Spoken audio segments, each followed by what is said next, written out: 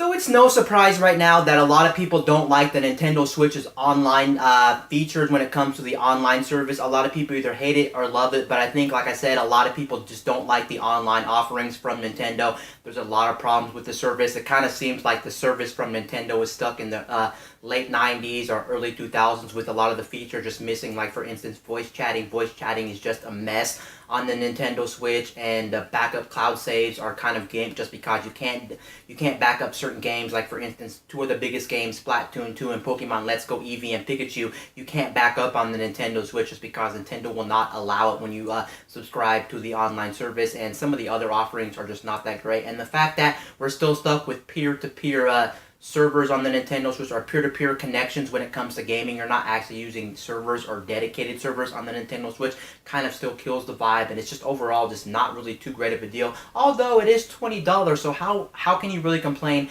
about this service when it's only $20? It's not like PSN or Xbox Live where you're paying $50, $60 a month, $60 a year to play their games online. So I kind of get why they probably get some features out, just because it's only $20 a year. If we were to get more features with this online service, they'd probably charge us easily $35, $40, $50 for this thing if they were going to add like voice chat, they were going to give us dedicated servers, they were going to give us all these other features, and I get why it's so cheap. But it looks like we have a bit of good news regarding the Nintendo Switch's online service. The good news with the Nintendo Switch's online service is the fact that right now they shed some more light on the actual cloud backup saves when it comes to your Nintendo Switch. They actually talked about how it's going to work more, because a lot of people were worried, what happens if I actually not subscribe to the Nintendo Switch's service after my subscription runs out? What happens? Do I lose my cloud saves? Do they disappear? What actually happens? Well, there is some good news here. The good news here is the fact that you are actually going to be able to keep your cloud saves, I think, for 6 months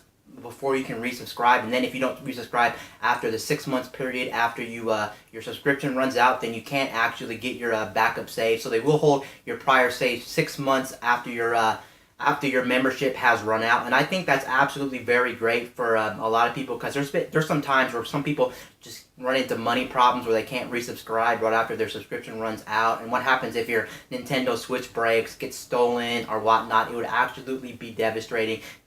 I don't think it's fair for Nintendo or for any company to say, well, your cloud saves or your data is just wiped just because you couldn't pay it that one single day your membership expired. They shouldn't expect people to actually they shouldn't actually expect people to actually resubscribe the same day that their membership expires, because some people just cannot do that. So overall, this is a very good step in the right direction for Nintendo.